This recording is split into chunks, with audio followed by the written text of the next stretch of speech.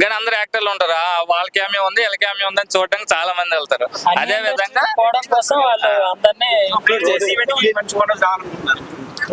వాళ్ళు వచ్చిన ఒకటే మాట్లాడతారు అన్న, ప్రభాస్ మా ఇంట్లోనే తిన్నాడని అంటారు, లేకపోతే ముగ్గురు సీఎంలు వచ్చి మా ఇంట్లోనే కూర్చొని అంటారు.